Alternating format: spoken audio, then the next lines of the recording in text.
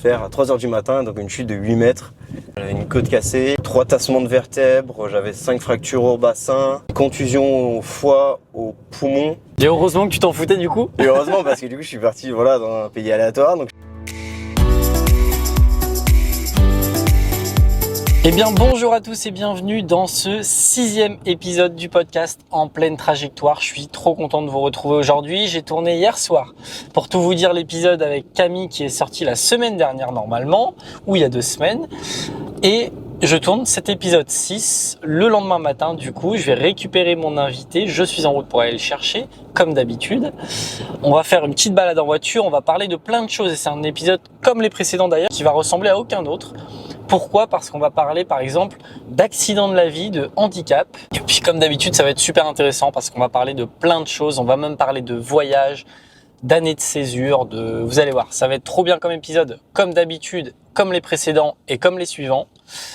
Et je vous propose tout de suite de vous retrouver une fois que l'invité il sera assis à côté de moi. Et je vais arrêter là parce que les intros sinon c'est interminable. Allez, on est parti, on retrouve l'invité tout de suite. Bon, et je rallume vite fait la caméra pour vous préciser quand même quelque chose qui est important, c'est que l'invité du jour, comme certains avant, c'est un très très bon ami à moi depuis quand même un moment. Donc évidemment ça change un peu la donne, je sais, pour vous à l'écoute, mais comme d'habitude je vais tâcher de faire au mieux. Et là c'est la bonne, on retrouve l'invité maintenant. Tac. Bon, ça va ? Très bien, et toi ? Bah ouais. T'as écouté ou pas les épisodes précédents ? Ouais, j'ai pas tout regardé. J'ai pas regardé Théo. Ouais. On a regardé c'est une Mathias. Adrien, j'ai commencé. Et t'as pas pu finir ? J'ai pas pu finir. Ok, magnifique. Donc ça, tu connais un peu le format et tout quand même. Ouais, complètement. Donc première question, qui est devenue iconique évidemment. Avant que tu te présentes, c'est de nous dire depuis quand, où et comment on s'est rencontrés. Ah, j'avais même pas préparé ici, mais date nous un on peu. s'est rencontrés pareil avec les échasses aussi. Ouais. C'était, alors moi je devais être en 5e, donc j'avais 12 ans je crois. Ouais. Et toi t'étais déjà dans l'assaut et tu faisais une initiation sur la corniche de Concarneau. Et je t'ai passé par là avec de la famille, j'avais essayé, j'avais accroché. Et après j'étais venu au cours et ensuite s'ensuit l'aventure de l'association ainsi que Concarneau by Night, etc. Ouais. Donc Et ça voilà. fait combien de temps ? Ça fait 12 ans, donc ça fait 10, bientôt 11 ans. Ouais, Ouais, c'est ça. ça doit être au moins ça. Ouais, ça doit Oui, être l'été, donc ouais, ça doit faire 11 ans en fait. Ça doit être Ouais, ça, ça doit faire 11 ans, ouais. Ouais, quand même. Putain, c'est beau. Le temps file quoi. Ouais, le temps file. Ah ouais. Pourtant des jeunes encore. Ah putain. Est-ce que tu peux te présenter, nous dire qui tu es, ton prénom, ton âge, ce que tu fais dans la vie, présente-toi comme tu veux quoi. Et moi c'est Damien, donc j'ai bientôt 23 ans. Ce que je fais dans la vie, je suis encore étudiant en école d'ingénieur sur Bordeaux. Voilà, passionné d'un peu pas mal de choses, du sport, je faisais de la course à pied avant. Pas mal, un peu de rugby, maintenant je fais du basket fauteuil, on en reviendra sûrement. La transition est folle là. La transition est géniale, mais Il y aura des explications. il y aura. Puis voilà, de la boxe aussi pas mal que je vais reprendre bientôt. Puis voilà, passionné d'électronique, robotique en général, un peu plein de choses, du bricolage. Trop bien. On va faire un gros flashback parce qu'on va repartir quand tu es apparu dans ce monde. Waouh. Oh, okay. Ah ouais. Putain, je fais ça pour la vanne, mais. Non, même pas. Est-ce que tu peux nous dire où t'as grandi ? Ouais. Moi, voilà. je suis né à Quimper et grandi à Concarneau. Toujours vécu là-bas. Toujours vécu à Concarneau. Maison, avec les parents, on n'a pas bougé. Donc t'as fait toutes tes écoles ouais. à Concarneau ? Non, j'ai fait juste mon lycée à Quimper. Donc j'ai fait sinon maternelle, primaire, collège à Concarneau. Ouais. Et ensuite, je suis parti au lycée à Quimper parce qu'il y avait une spécialité aéronautique en seconde. Ouais. Où j'ai pu passer le BIA, etc. Comme Mathias d'ailleurs. Du coup, ça je savais pas non plus. Et voilà, lycée à Quimper. Ensuite, si je vais études sup près de Nantes pour la prépa. Ouais, ça et va maintenant encore. Bordeaux. Ouais. Tu t'emballes là, tu vas beaucoup trop vite. Tu me parles des endroits. Ouais. Non mais oui. Est-ce que tu peux nous dire quel type d'élève tu étais à l'école ? Est-ce que tu étais le bon élève au premier rang, le mauvais élève au dernier rang, ou l'élève comme Gauthier qui était à la fenêtre en train d'observer ce qui se passait dehors ? Ça ouais, moi j'étais l'élève pas au fond mais un peu avant. Et en fait j'étais bon élève mais sans rien foutre quoi. Genre j'étais dans les premiers de la classe et j'ai jamais bossé. Toujours les bons résultats surtout en sciences. La science vraiment ça coulait tranquillement. Du coup tu as commencé à en parler en ma première question, je t'ai demandé où on s'est rencontrés. Ouais. Mais arrivé du coup en 5e, Tu te Ouais. balades sur la Corniche en famille. Tu rencontres un stand en fait où ils proposent des initiations d'échasses urbaines. Ouais, Si c'est tu devais ça. expliquer ce que c'était d'ailleurs, parce que Gauthier et Adrien l'ont fait, mais tu seras peut-être meilleur qu'eux. Des échasses urbaines? Ouais. C'est des échasses avec une lame en résine et fibre de verre, Ouais. qui est la même matière que les perches de soie à la perche. Et ça donne donc du rebond, donc qui permet de courir plus vite, sauter plus haut, et voilà, Magnifique. augmenter les capacités, etc. Donc c'est du Exact. parcours urbain, quoi, mais avec des échasses. Ouais. Et donc tu fais cette rencontre-là, donc Ouais. t'intègres l'association au début, c'est genre pour prendre des cours C'était- comme un ouais. élève, il ferait du foot, C'était, on du s'amusait le rugby, dimanche matin, sympa. Ouais. Ensuite, il y a eu Concarneau by Night, qu'on faisait une fois par an. Donc toi, t'organisais à ce moment-là, je crois. Ouais. Ouais, moi je venais le jour de l'événement en tant que bénévole, classique. Après, j'ai fait un peu plus partie de l'organisation, mais j'étais pas plus un mois avant, quoi, sur les derniers préparatifs. Mm. J'étais pas non plus le plus impliqué dans l'événement. Et Pour expliquer ce que c'est Concarneau by Night, parce qu'on l'a beaucoup expliqué Ouais, avec c'était- Mathias dans l'épisode précédent. Décidément, Ouais. tous les épisodes sont liés. Concarneau by Night, c'est un événement sportif et musical où en gros c'était une journée, voire deux sur sur une édition. Mais c'était une journée en gros où l'après-midi il y avait des activités, dont les échasses urbaines, et le Mhm. soir des concerts. Voilà, et c'était en plein centre-ville de Concarneau, ça réunissait un peu de monde, etc. C'était pas mal. c'était Et c'était organisé en partie par nous. avec des concerts gratuits surtout. Voilà. Donc, c'était top. Et donc ça se passe comment du coup pour toi? Ça, pour moi, c'était cool. C'était une première expérience. Mm. On a l'impression de faire vivre la ville quand on est jeune. Ça, c'est vraiment chouette. On travaille avec l'espace jeune. Donc, on prépare tout, on pense tout pour les jeunes, etc. Pour que ça bouge. Parce que c'est vrai que Concarneau, c'est pas une ville qui est très étudiante. Ah bon? Ah bon? Donc, au moins, ça faisait de l'activité pour des jeunes, etc. Donc ça, c'était vraiment chouette. On apprend en vrai quand on est assez jeune. On apprend des choses. Moi, je me rappelle d'avoir rempli dossier de subvention avec toi quand on était vraiment jeune. On apprend pas mal de choses. Mais bon, on apprend un peu la complexité en fait des choses qui nous entourent, etc. quoi. Ouais, carrément. Je dirais ça, ouais. Donc ça c'est au début de ton collège, après ça le temps avance, Mhm. et tu entres au lycée, du coup tu dis que C'est tu ça. choisis de changer de lycée. Exactement. Du coup c'est pour l'option aéronautique, Pour l'option aéronautique, ouais. mais si je me trompe pas, ton entrée en seconde tu la décales d'un an. Non, c'est l'entrée en première. C'est l'entrée en première. Ok, donc tu fais ta seconde, C'est ça. et là tu choisis de prendre une année de césure. C'est Le ça. mec en avait déjà marre de barrer un an à l'étranger, bravo. C'est ça. L'histoire de ça, c'était quand j'étais en troisième. Mon tout premier cours d'anglais de mon année de troisième, j'avais une prof mais que j'ai trouvé nulle. Ok. Et vraiment, Dédicace. de toute façon, j'ai plus son nom de famille, donc je vais pas balancer des blases comme ça. Ouais. Mais de manière générale, je trouve que les cours d'anglais en France sont pas bons. Et puis en fait, j'étais devant ce cours et je me dis non mais c'est pas comme ça qu'on apprend l'anglais, ça a aucun sens. Et je rentre le soir et je dis à mes parents je veux faire mon lycée à l'étranger. Donc je pars comme ça. Et mes parents, ils me connaissent et ils savent que souvent j'ai des idées. Et Oui. 2 semaines plus tard, l'envie elle m'est passée. Ouais. Donc ils attendent un peu et du coup au mois de décembre, j'ai toujours l'envie de faire mon lycée à l'étranger, etc. Donc là on commence un peu à se renseigner. Au début on part sur les trucs privés, mais ça coûte, c'est 15 000 € l'année, Ouais. etc. Et en fait on a une connaissance de famille qui a fait avec le Rotary Club et qui part, du coup là c'est un échange. Donc on part dans des familles d'accueil et ensuite mes parents accueillent des gens chez eux. C'est un échange de famille en C'est fait ça. finalement. Ouais. Et du coup, en fait, ce qu'il fait, c'est que c'est le club qui paye Non, c'est la famille, pardon, qui paye l'école. Sauf que comme il y a un enfant qui part aussi pendant un an, au final, la famille paye pas spécialement l'école. En fait, on se retrouve juste à payer le billet pour y aller. On paye pas la famille, etc. Comme c'est un échange, on paye que le billet pour y aller. Et donc ensuite, je postule une première, donc je postule en milieu de troisième à peu près, Ouais. pour partir ensuite. Donc cette première fois je suis refusé parce que j'étais trop jeune. Ok. Donc ça se fait en dessous de 18 ans, mais là du coup à cette époque-là j'avais 14 ans. Ouais. Et en fait j'étais trop jeune, ils avaient peur pour comment j'allais vivre les événements type Noël, etc., les anniversaires et tout. Ok. Donc ils m'ont refusé une première année. L'année suivante j'ai repostulé, on n'était que 2 à postuler.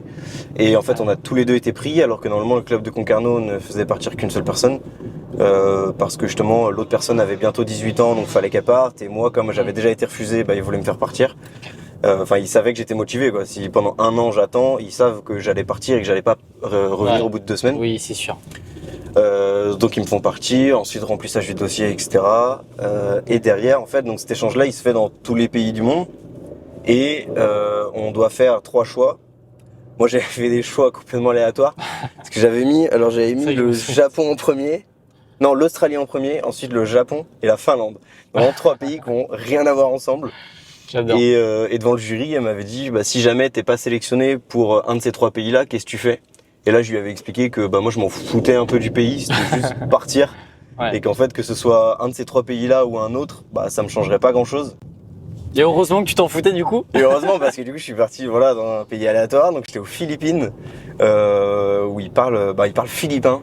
Mais en fait, ils parlent aussi anglais, et tous leurs cours, etc. L'école est en anglais. Okay, ouais. Donc ça, c'était parfait. Ils ont de la bonne bouffe. C'est ce que je voulais aussi. Parce que la bouffe, c'est hyper important quand on part à l'étranger. Et voilà, du coup, 1 an aux Philippines, dans 2 familles d'accueil, avec une école qui, en l'occurrence, c'était une école chinoise. Mais ça, c'est parce que c'était l'école de mes frères d'accueil. Ouais. Et c'était top. Qu'est-ce que je peux dire là-dessus? T'en as appris quoi de cette expérience? Qu'est-ce que t'as fait déjà pendant un an? Du coup, c'est une vie genre classique d'étudiant, quoi. Tu vas à l'école tous les jours, les week-ends. Vraiment comme si c'était vraiment une vie typique, comme si j'étais un Philippin. Ouais. Ça fait un truc différent. C'est pas du tourisme. On fait du tourisme aussi quand même. Voilà. Ah oui. Mais ouais, on vit vraiment comme la famille. On mange parce que les maids préparaient. Parce que du coup, dans ma première famille, même dans les 2, il y a des maids, donc du personnel de maison. Ah ouais. Qui s'occupent. Ils étaient dans ma première famille, c'était assez aisé, enfin très aisé. Donc ils avaient 5 personnes qui s'occupaient de la cuisine, du linge, etc. Okay. Plus un chauffeur qui du coup m'amenait, si je voulais aller au centre commercial et tout, il m'y amenait, etc. Moi je l'utilisais pas trop, j'étais pas trop à l'aise avec ce concept d'avoir quelqu'un qui m'amène comme ça, qui est payé pour ça. Et ouais, on vit vraiment la vie. On allait à l'école, on portait l'uniforme du coup de l'école. Ouais. Ensuite, on sortait dans les malls. Parce que comme il fait très chaud là-bas, en fait on est tout le temps en intérieur. Et tu pars quand même super jeune, enfin t'as genre 16 ans. Ouais, du coup j'avais 15 ans quand je suis parti et après un mois plus tard j'ai eu mes 16 ans là-bas. Ouais. Et comment tu le vis du coup cette année-là? Est-ce qu'il y a eu une petite phase de transition au début peut-être un peu compliquée? Tu te retrouves seul à cet âge-là, c'est pas non plus anodin. Ou est-ce que t'as hyper bien vécu le truc? Non, des fois où t'as des coups de mou. Noël c'est compliqué. Et encore moi ça a été parce que le Noël est très différent. Comme il fait chaud, en fait, il n'y a pas les mêmes cultures, etc. Et en fait, t'as pas l'impression de vivre Noël. Donc, ça m'a pas traumatisé de pas vivre Noël. Okay. Et mais moi, le plus marquant, c'était mon tout premier jour où j'étais avec ma mère d'accueil. Donc, je parlais pas bien anglais. Et on était allé faire mes courses de rentrée scolaire, etc. Et le midi, je suis avec elle, on est à table. Et on est tous les deux, on parle pas parce que je parlais super mal anglais. Et donc, on nous apporte de la bouffe, on mange. Et là je me dis mais putain mais qu'est-ce que je fous ici quoi. Mais c'est vraiment la sensation de pourquoi je suis là quoi. Genre, j'avais ma vie et tout tranquille et tout. Et je fous là.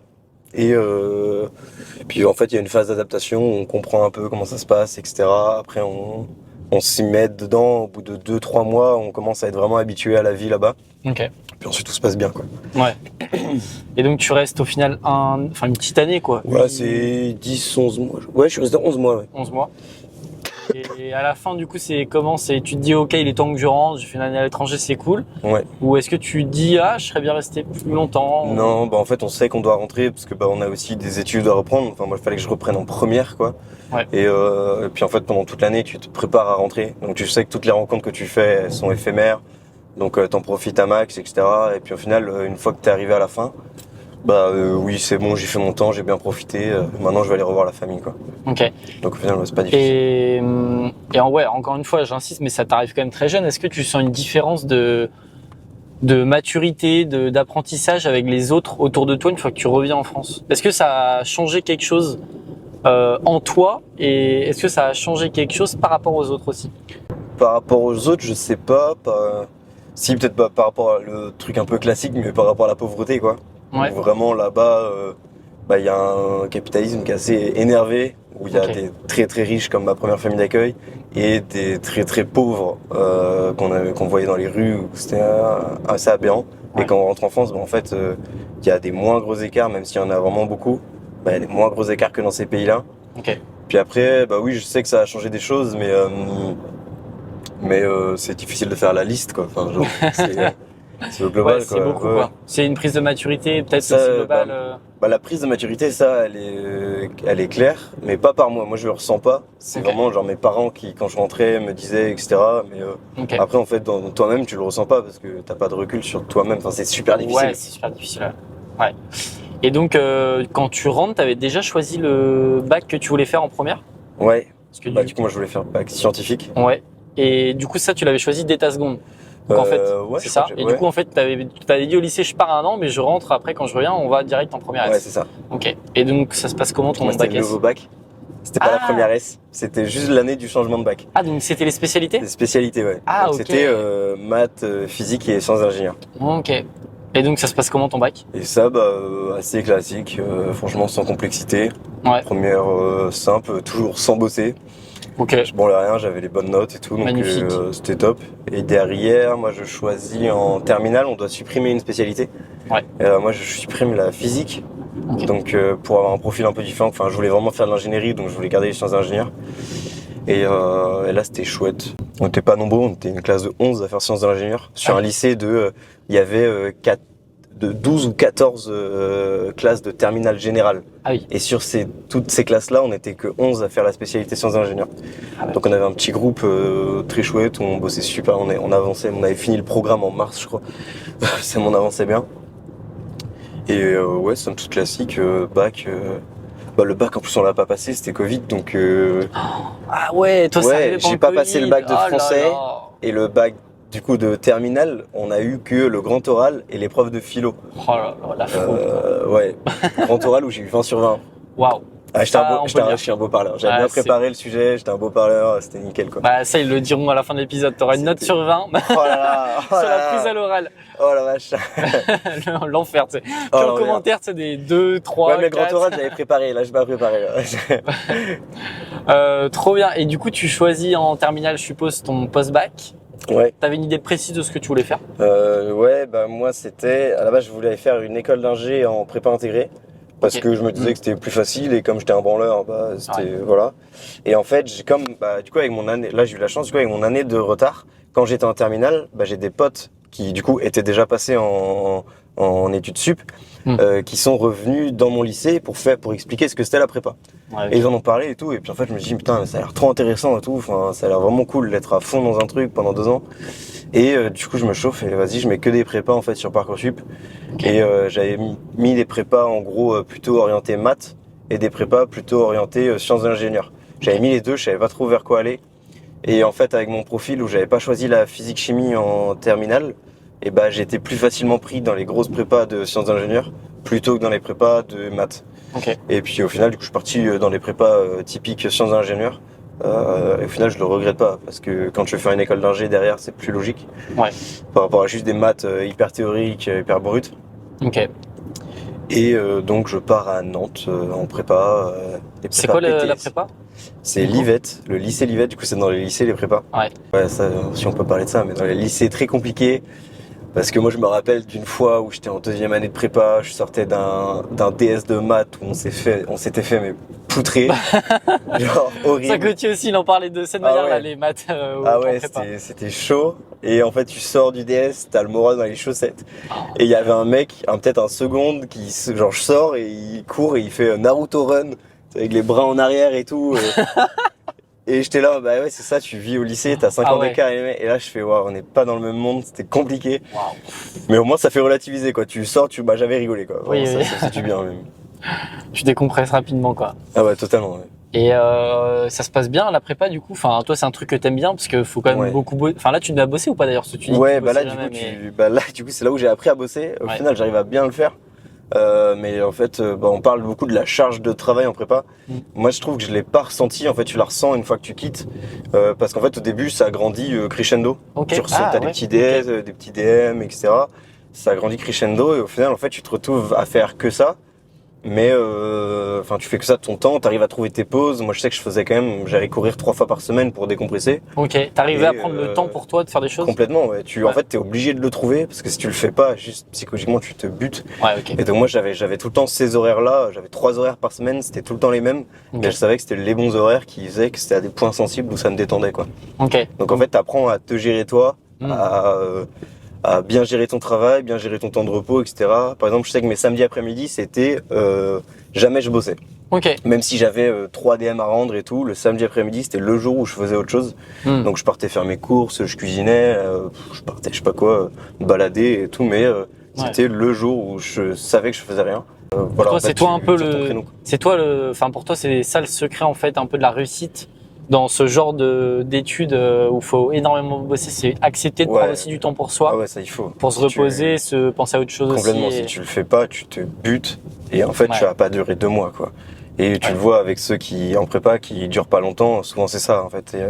Ils gèrent mal leur emploi du temps, gèrent mal leur côté perso, etc. Et en fait c'est hyper important. Et maintenant faire du sport, quand on revoit les anciens de prépa, tout le monde dit mais fais du sport quoi. Il faut tu pars, tu te détends et après quand tu reviens t'es mieux à ta fait quoi. Ok, ouais. Et donc tu fais cette fameuse prépa que tu réussis en 2 ans. Très bien. Ouais, complètement. Et donc là il faut choisir une école après. C'est ça. Et donc comment tu fais? Et là-dessus c'est assez marrant aussi parce que moi j'ai fait mes 2 années de prépa en visant les écoles centrales qui sont d'après mes profs j'avais à peu près le niveau pour pouvoir les viser. Et donc je visais ça, j'étais à fond là-dedans. Centrale, ça forme à quel type d'ingénieur? C'est ingénieur, c'est assez maintenant que je vais en parler un peu plus péjorativement, mais c'est ingénieur, assez un peu manager, limite ingénieur commercial, etc. C'est pas très technique en fait. Ok, ouais. Et mais comme quand on est en prépa, c'est élitiste et comme c'était le plus haut auquel je pouvais viser. Tu vises ça quoi, c'est le classique de prépa, tu vises le plus haut que tu peux. C'est classique dans, tu vois, j'en parlais hier soir avec Camille qui me disait que en médecine c'est pareil, sage-femme tu vois, c'est une décision comme dentaire ou autre que tu choisis.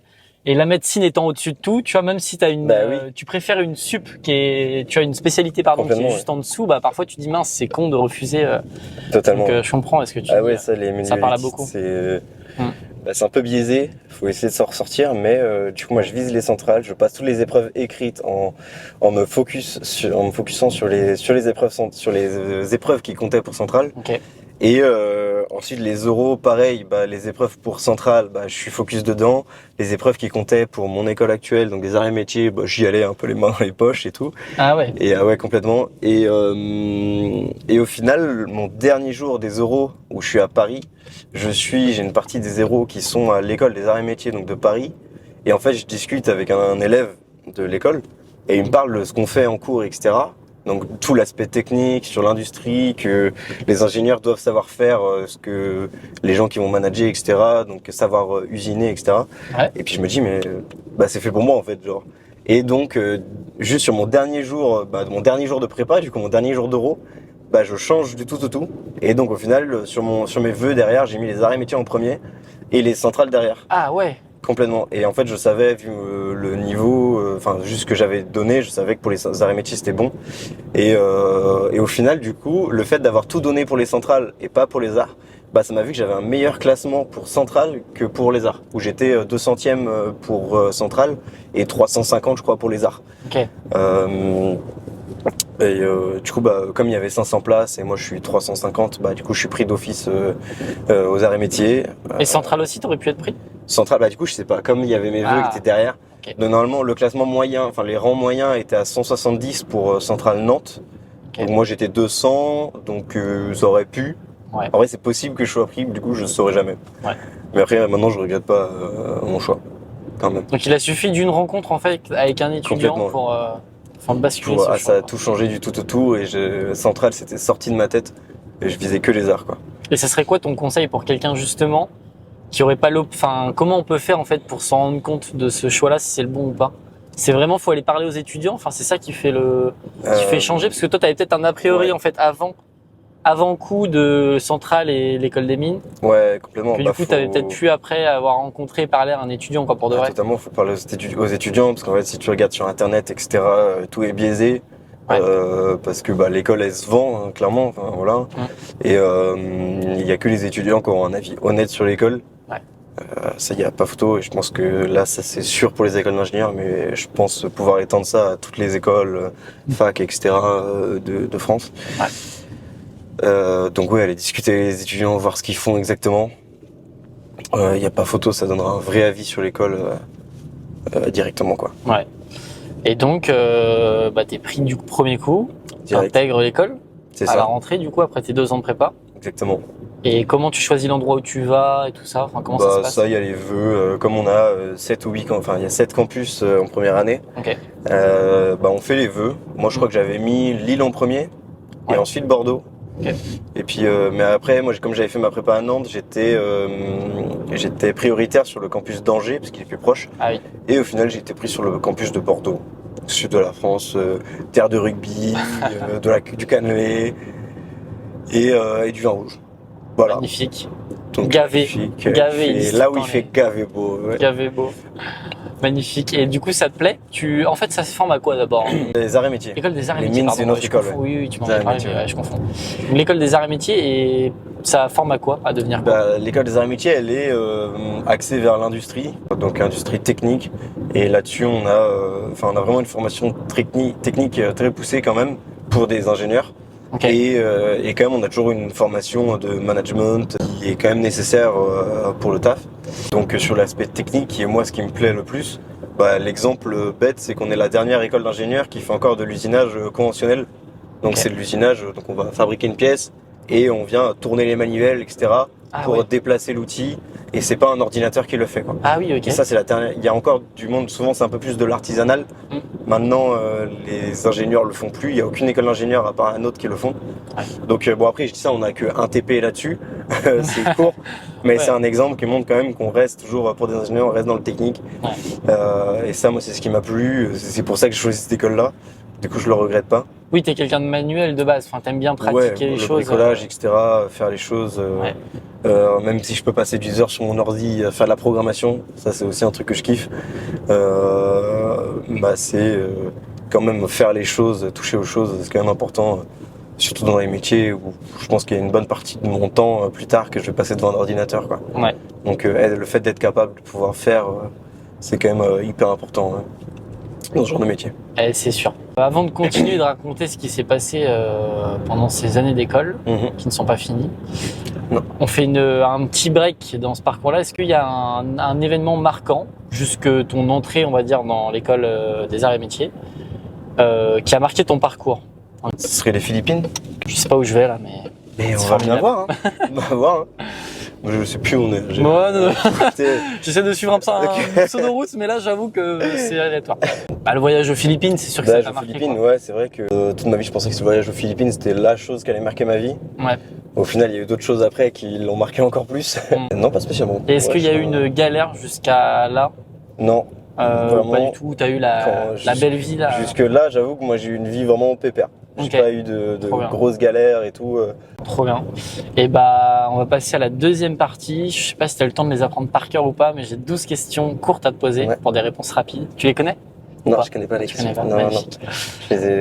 j'ai aucune mémoire. J'ai aucune mémoire. On note. Et première question, c'est parti. Est-ce que t'as un endroit ou un moment préféré pour réfléchir? Dans les parcs, ouais. Dans les Dans les parcs? parcs. Genre tu vas te balader. C'est ça, ouais. Ça, parce que j'étais à Nantes, il y avait beaucoup de parcs. Ok. C'était dans un endroit sympa. Toujours très chouette, avec un peu de musique. C'est parfait. Le lien est magnifiquement fait. Une chanson que tu pourrais écouter en boucle. Ah, waouh. C'est dur. Une chanson, mais elle est triste, quoi. Mais, Mais vas-y. mais que j'adore, c'est Total Eclipse of My Heart. Qui a eu une histoire par rapport à récemment, mais C'est de qui? que vraiment je kiffe. Ah, je connais pas le nom. Ok. C'est un truc, mais c'est à chialer. Hein. C'est Ah Lily ouais, qui chiale, ok. mais juste elle est chouette. Après, il y en a plein, mais c'est juste que je les ai pas en tête, quoi. Ça marche. C'est la première qui me vient. Non mais j'adore. Le truc qui te motive le matin. Le café clope, hein. Ah non, ça te motive. Ah ouais, tu te Ah ouais. réveilles un petit café, même sans la clope, hein, mais un petit café clope, ouais, c'est. Ok. Magnifique. C'est con. Alors j'ai une question, mais elle marche peut-être moins bien aujourd'hui parce qu'on tourne tôt le matin. Mais d'habitude la question c'est qu'est-ce que tu as fait avant le podcast? J'ai fait des trucs en plus. Hein. Magnifique. Parce Donc on a que démarré à 9h30 à peu près. C'est hier soir j'étais crevé, je me suis couché à 21h30. Ok. Donc ce matin à 7h j'étais debout, étonnamment. Et en fait j'étais en train de ranger ma chambre. J'ai rendu le bordel et là je suis en train de faire du tri parce que du tri dans ma vie et dans ma chambre. Et donc ça commence par la chambre, hein, c'est con. Mais... J'ai pas été trié, yes. Donc ouais, j'étais en train de ranger ma chambre. C'est con. Trop bien. Si tu pouvais changer un truc dans le monde, tu changerais quoi? Là je vais rejoindre un peu Mathias où il disait les grands de ce monde. Moi c'est les patrons quoi, les grands chefs d'entreprise etc. Mais ça peut-être que j'arriverai à le faire avec un poste d'ingénieur cadre. Ouais. On va essayer de changer les choses un peu. J'ai du mal avec le fonctionnement hiérarchique des entreprises, imposer les choses, surtout aux ouvriers en bas de l'échelle etc. J'ai un peu du mal avec ça. Ok. Donc ouais ce serait ça. Une appli que tu ouvres tous les jours. Twitter. Twitter? Oh, en ce moment chess.com, tiens. C'est une application des échecs. Des échecs? Ouais, je me suis mis récemment un peu accro. Mais, je suis nul, mais, mais j'essaie d'apprendre, c'est plaisant. Donc, Trop bien. Un truc que t'aurais aimé apprendre plus tôt. prendre du temps pour soi. C'est important. Ça, pourquoi tu l'as pas pris tout de suite? Parce que je l'ai appris. Pas suffisamment. Ouais, en fait c'est un truc que tu le sais. Je pense que tu le sais à peu près, tout le monde le sait à peu près, mais personne ne l'applique. Ok. Et en fait, ça dépend du moment de ta vie. Je sais que je l'ai appliqué quand j'étais en prépa et ça marchait bien. Derrière, je l'ai réappliqué aussi plus récemment où il a fallu. Mais en fait, il y a des moments où on prend pas le temps pour soi et on s'en rend pas compte. Et donc parfois, c'est bien de se recentrer en fait et de se refaire du bien à soi-même. Hyper important quoi. Trop bien. Un endroit où tu rêves d'aller? Le Nord, enfin même Nord en général. Jamais fait pays du Nord, Norvège, Finlande, etc. Pays chouette, ouais. Trop bien. Un truc qui t'énerve mais qui t'aurait pas t'énervé tant que ça? Putain, c'est bien. Ah, c'est pas simple. Les gens qui mettent le pain à l'envers sur la table, je dirais, tiens. Ah ouais. Ah ouais, je sais pas, des trucs de con. J'adore. En vrai, je m'énerve pas beaucoup. Donc, c'est des petits trucs de con, mais ouais, voilà. J'adore. C'est des petits trucs comme ça, tout. Ton rituel avant un moment important? Respirer. Ouais. Ouais, tu fais méditation un peu, ça j'en ai fait un peu que j'étais en prépa. Ok. Et parfois, juste se poser et Ouais. tu concentres ta respiration. Si tu dois te détendre, parce que moi je suis quelqu'un de très stressé, Ok. je le montre jamais. Genre, vraiment, le stress est au fond de moi, mais je le sais typiquement. Donc je suis très stressé et j'ai beaucoup besoin de souffler, prendre des pauses, etc. Une personne connue ou pas que t'aimerais bien rencontrer? En ce moment, c'est très récent, ce serait Raphaël Quenard. C'est un acteur qui est assez récent, qui vient d'exploser un peu avec un film Yannick de Quentin Dupieux. Ok. Et c'est un acteur qui me termine la gueule. Le gars me fait trop rire. C'est un peu un pote de François Civil et tout dans ce domaine-là. Et là, il vient de sortir un film, genre hier, que je me suis rendu compte que j'ai vu ce matin en plus. Donc je vais aller le voir au ciné, je pense, semaine prochaine.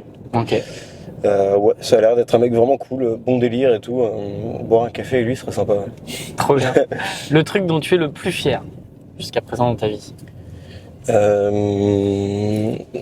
Ah, mais si je le dis, ça spoil. Si, vas-y, tu peux, parce qu'on va en parler là tout de suite. De toute façon. Avoir réappris à marcher à 21 ans. Ouais. C'est pas mal. C'est un bon teasing quand même pour la C'est un suite. bon teasing, ouais, c'est vrai que c'est pas mal. Teasing, hein. Réapprendre à marcher à cet âge-là. On prend pas les gens en stop. Bah, j'aurais été ravi de prendre cette jeune dame de 60 ans, Ça aurait ou été 70 sans exceptionnel, stop, mais Il y a des happenings, on ça aurait été énorme. Mais oui, Et l'happening imagine, de c'est fou. moi qui ai préparé la dame. Ah, c'est Et en fait, j'ai préparé un happening et en Putain, fait, ça tu aurait l'as pas été pris. mythique. Ah, ça Alors, aurait été c'est le fou. bordel à l'arrière de la voiture en plus parce que je cache un sac d'un côté avec mon matos et de l'autre les affaires, enfin bref, qui sont pas à moi parce que c'est pas ma voiture. Et ouais, spoiler alerte. La prochaine fois, j'avoue que je préparerai des happenings, c'est pas con, putain, tu récupères quelqu'un en stop et tout, c'est pas mal. Ouais. Magnifique. Si tu veux que j'apparaisse dans un happening, je suis chaud. Hein. S'il faut que je sois déguisé en banane sur le bord de la route, ça me C'est vrai dérange pas. Ok, mythique. Ah, ça peut être je drôle. note. Ça Ah, peut être ça me très plaît. drôle. Un podcast un peu spécial, une fois on prank des gens. Non mais ok, trop bien. Et bah t'as commencé à le teaser, donc on va y arriver. On va parler de ce qui t'est arrivé quand même. Ouais. Parce que comme tu l'as dit, il y a eu les Philippines, mais il y a eu d'autres choses quand même qui ont marqué ton parcours. Donc tu as fait cette école des arts et métiers. L'école des arts, si tu veux. C'était pendant ta première... Donc tu fais ta première année, Ouais. c'est ça. Et à la fin de ta première année, en gros, ce qu'on peut raconter, mais c'est une école où il y a pas mal de rituels, un peu de Tradition. tradition. Voilà. Je dis pas de bêtises. Et donc à la fin de chaque année, vous avez une sorte de... C'est quoi, une fête C'est la soirée de désintégration, quoi. Ouais. Ok. Qui marque le départ des 16e années dans un autre campus pour l'expertise, etc. Donc Ok. oui, ils quittent la vie étudiante de Bordeaux, le campus de Bordeaux, etc. Ok. Et donc voilà, c'est une grosse soirée où on porte l'uniforme de l'école, parce qu'on porte un uniforme. Ouais. Donc on porte l'uniforme de l'école, on loue un château pour la soirée. Donc on le fait, il y a un repas, etc. On fait la soirée, il y a même des DJ. Bon, Donc c'est toi à la les base, élèves t'es qui mixent, étudiant à Bordeaux, la soirée elle a lieu pas à Limoges, Non, mais à... non, c'était à 2 heures. Je sais pas si j'ai pas envie de citer le nom du château quand même. Non, on va pas citer. Mais c'était à 2 heures de Bordeaux, quoi. Ouais, ok. Donc voilà, soirée, château très sympa, très magnifique. Donc nous, on arrive vers 16h, on fait des photos, etc. Parce que du coup, on est tous en uniforme entre copains. On fait des magnifiques photos et tout avec le beau cadre. Ensuite, le repas, excellent et tout. Ouais. Et ensuite, on passe la soirée. Ouais. Et donc, on a un peu des événements, des passations qui se passent dans la soirée. Donc, pour en venir à l'événement au cours de cette soirée, donc vers 3h du matin, moi je prends une petite pause, je m'écarte un peu de la soirée et je m'assois sur un petit muret, hauteur de genoux, un truc bénin, un peu tout seul, et je m'accoude un fameux pot de fleurs qui n'était pas fixé au mur et qui tombe en arrière, et donc je tombe avec lui. Et donc me voilà à faire à 3h du matin, donc une chute de 8 mètres en pleine soirée. Donc je tombe, je suis au sol. Ça je m'en souviens pas, moi, les 5 minutes avant. Enfin genre ce qu'on m'a expliqué après, c'est que le tu cerveau, racontes la scène, mais c'est parce que les gens te l'ont raconté. Ouais, c'est ça. Et comment le cerveau il veut oublier, donc il s'en rappelle pas. Pourtant je me rappelle de toute la soirée, mais le cerveau veut oublier l'événement. Et donc je suis au sol, le bruit du pot de fleurs m'a un peu sauvé en fait, parce que il a alerté des gens qui sont venus, du coup ils ont aussi sauté le mur, mais à un endroit où c'était moins haut. Il n'y avait pas 8 mètres de haut. D'endroit. Et il est fou lui. Ah ouais, putain. Ah oui, c'est parce que... ambitieux, moi je suis sage. C'est vrai. J'attends. On n'est pas pressé. Non, vraiment pas. Il n'y a pas de destination. Ouais. Et comment? Pour se retrouver juste derrière lui. Ouais, et ça m'énerve. Ça t'énerve. Ça m'énerve. Les mecs qui sont énervés sur la route. Voilà. J'aime pas les gens qui s'énervent. Donc les mecs qui sont énervés sur la route et qui au final tu te retrouves au feu. Ah, c'est stupide. Enfin bref. Et donc je suis au sol, étalé, voilà. Donc heureusement qu'il y a le pot de fleurs qui tombe, parce que du coup ça fait du bruit. C'est ça. Parce que du coup t'étais seul sur les rangs. Ouais, c'est ça. Alors je sais pas la raison de pourquoi je me suis écarté. Je pense que c'était pour regarder mon téléphone, peut-être fumer une clope, un truc comme ça. Mais après, comme on est tout le temps avec des gens, etc. Prendre une petite pause tranquille, pépère. Ouais. Et donc heureusement, est-ce que toi tu te souviens, donc tu fais une chute de 8 mètres de haut, t'atterris dans l'herbe. Oui, voilà, c'est l'herbe, c'est le bas du château. Voilà. Ouais, c'est sur l'extérieur du château. Sur l'extérieur, voilà, c'est ça. Heureusement, du coup, il y a ce bruit qui va alerter du monde et qui va venir. Mais est-ce que toi, tu te souviens justement de récupérer un peu tes esprits après la chute ou pas? Du tout, absolument pas. Ok. C'était ensuite, ça a suivi un coma de 3 jours. Ouais, ok. Donc un coma artificiel. Ouais, de ta chute à 3 jours après, en gros, tu te souviens de rien. C'est ça, ouais. Okay. J'ai quelques événements, si tu veux, on pourra les raconter parce qu'ils sont marrants. Ah, vas-y. Parce que je t'ai shooté, mais attends, je reviens juste. Du coup, ils viennent, ils appellent les pompiers, etc. Ouais. Là-dessus, j'ai eu de la chance parce que mes potes m'ont pas déplacé. C'est un peu con, mais c'est un détail important. Quand quelqu'un a un accident, faut surtout pas le déplacer. Hyper important. Et donc ensuite, on m'amène. Donc qu'est-ce que j'ai? Grosse commotion cérébrale avec du sang dans le cerveau, là, faut le dire, c'est quand même le SAMU qui vient te chercher. Ouais. Non, c'est les pompiers. C'est les pompiers qui m'amènent. Ils m'amènent dans un premier hôpital qui était pas trop loin. Ouais. En fait, l'hôpital était pas compétent, donc ensuite j'ai pris l'hélicoptère voilà. pour aller à Limoges. C'est une chute très très grave. Là, on en parle en mode t'as chuté de 8 mètres. Mais en même temps, une chute de 8 mètres, c'est forcément très grave. C'est pas anodin. On fait pas ça tous les jours. Si c'était à refaire, là, oui. Flemme. Et non, c'est quand même costaud. Tombez pas de 8 mètres. Ouais, je sais pas si c'est un truc qu'on peut... Disclaimer. Si, on vaut mieux qu'on le dise, hein, on sait jamais. Prévention, attention. Ouais. Et non, donc après, si on pourra mesurer l'intensité, peut-être. Et encore, je m'en suis vraiment bien sorti. Hein, vraiment. Donc, alors t'as commencé à lister ce que t'avais. Commotion cérébrale, sang autour du cerveau. J'avais quoi? J'avais une côte cassée, 3 tassements de vertèbres, j'avais 5 fractures au bassin, une contusion au foie, au poumon. Ça, c'est des gros bleus sur les organes, parce qu'ils sont un peu éclatés. Et j'avais... le poignet aussi. Le poignet était en miettes, complètement en miettes. Et maintenant, il va bien, ça, c'est chouette. Ouais. Et surtout, le principal, la vertèbre T12, donc qui se trouve à peu près par ici. Donc une fracture du corps vertébral qui m'a valu du coup une compression de la moelle épinière. Qui m'a valu donc ensuite 6 mois de rééducation. Ouais, normalement passer en rééducation. Donc comment toi comment ça se passe dans les jours, semaines qui suivent l'accident déjà? Physiquement peut-être déjà pour donner un peu un contexte à ce qui se passe. Déjà c'est... Donc tu es transporté dans un premier hôpital par les pompiers, ensuite tu es transporté par un hélicoptère dans un deuxième hôpital. Et donc dans cet hôpital-là, on m'opère en urgence au niveau du dos pour libérer, parce qu'il faut libérer dans les 6 heures, il faut libérer la moelle épinière pour éviter le maximum de dégâts. Donc je suis opéré, donc on me met du métal, donc j'ai 5 vertèbres autour de la fracture qui sont soudées, qui bougeront plus. Donc derrière 3 jours de coma aussi pour que je récupère. Coma artificiel. Coma artificiel où j'ai des événements où je me réveille. Anecdote assez marrante où je me réveille et après j'ai des anecdotes de coma qui sont un peu moins marrantes. Mais donc je me réveille en fait j'ai une perf et je me dis on est en train de me faire un vaccin. Je suis vraiment shooté. Pour moi en fait j'attendais aux urgences et en fait je me disais vas-y il y avait un centre de vaccination à côté et je suis parti faire un vaccin. Voilà, c'était ça dans ma tête. Et en fait donc je me rendors en me disant c'est bon je suis vacciné et ensuite je me réveille et je suis toujours avec le vaccin et il y a mon pote Clément qui est à côté de moi alors qu'il était pas là mon pote. Mais dans ma tête il était là et il se fait vacciner aussi. Et moi je me dis mais non mais c'est pas bien de faire un deuxième vaccin. C'est pas bon. Et du coup, je commence à débrancher mon pote d'abord, et ensuite je me débranche moi. Donc là, les infirmières entendent que ça bip, et hop, elles viennent en courant. Et ensuite, bizarrement, je me rendors. Je sais pas pourquoi. Je me prends une petite dose. Et voilà. Après, il y a eu des événements. Du coup, mes parents sont venus quasiment directement. Moi, quand je me réveille du coma, je vois mes parents qui rentrent dans ma chambre et je suis encore shooté. Et je me rappellerai toujours de leur phrase que je leur ai dit, parce que je leur ai dit, mais oh putain, mais vous êtes venus. Oh mais c'est trop gentil, mais merci beaucoup. Genre ça me touchait qu'ils soient venus. Parce que tu réalisais pas, tu savais pas ce que t'avais. Moi je savais pas du tout ce qui m'était arrivé.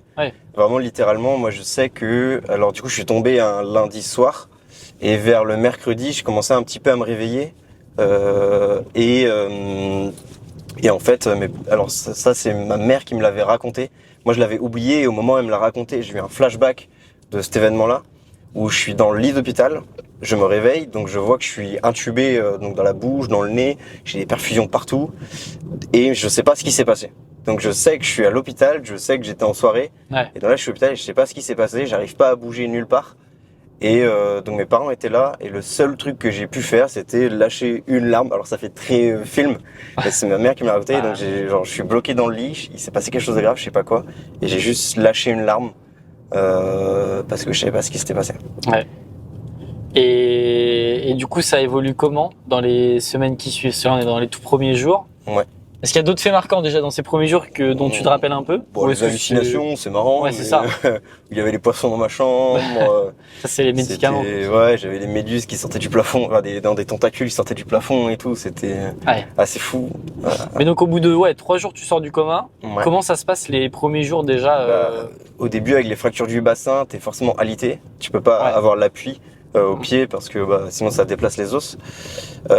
Donc ça m'a valu 6 semaines d'alitement complet. Première étape déjà. C'est ça. Donc déjà j'étais à Limoges, ensuite pendant 1 semaine. Ensuite mon état de santé s'était stabilisé au niveau du cœur, poumon, etc.